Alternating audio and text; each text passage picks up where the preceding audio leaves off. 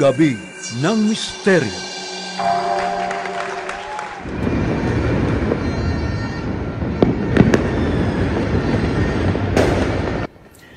...2025 na. Sinasabing ang taong ito ay haharap tayo sa matinding mga hamon o challenges sa ating buhay, especially sa spiritual aspect ng ating buhay. Ano ang pagsasanay dapat nating gawin para tayo'y maging handa na harapin ang ganitong mga hamon sa larangan espiritual? Ano kinakailangan nating pagsasanay para mas malinaw ang ating komunikasyon sa mga nilalang sa iba't ibang mga dimensyon, sa mga divine being, sa mga angelic being, sa mga extraterrestrial, at iba pa na kinakailangan natin para magkaroon tayo ng tamang mensahe o direksyon sa ating buhay. Sa larangan ng paranormal, anong kinakailangan paghandang dapat na gawin ng mga ghost hunter, ng mga ghost explorer, sa mga nagtutungo sa mga haunted places, sa mga gumagawa ng hakbang para malutas ang anumang misteryo sa iba't ibang mga lugar?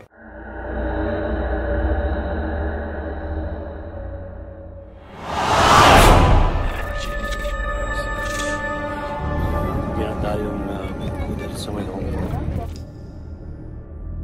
You can offer prayers.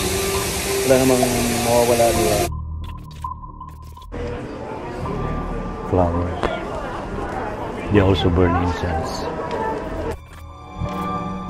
Diplomat Hotel? Na North Cemetery.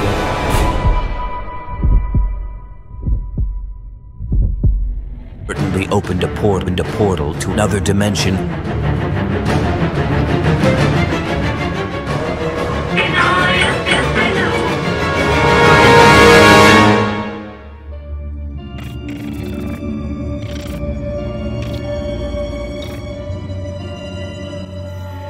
Mga kamisteryo, ngayong gabing ito pag-usapan natin tungkol sa spiritual and paranormal in 2025.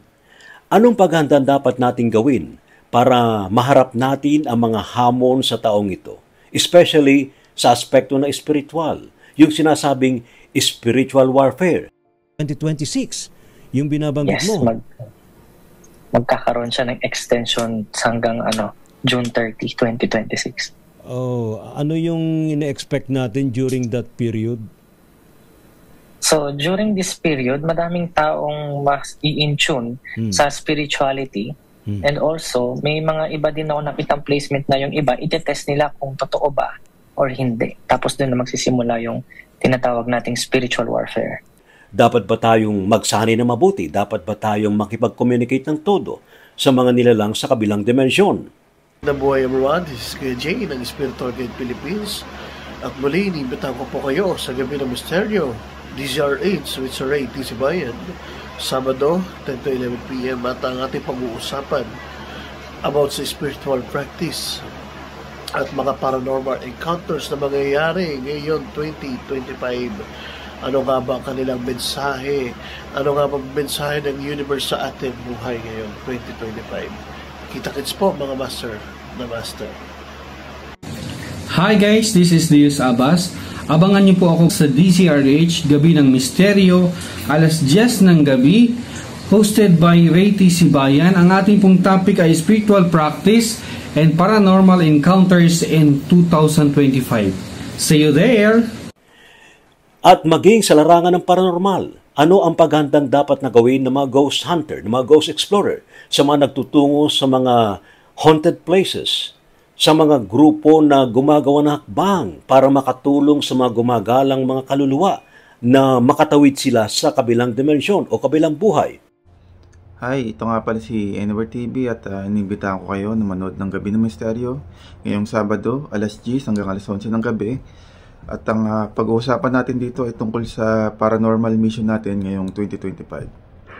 Muli ay iniimbitahan ko kayo na manood ng Gabi ng Misteryo. Maraming salamat po.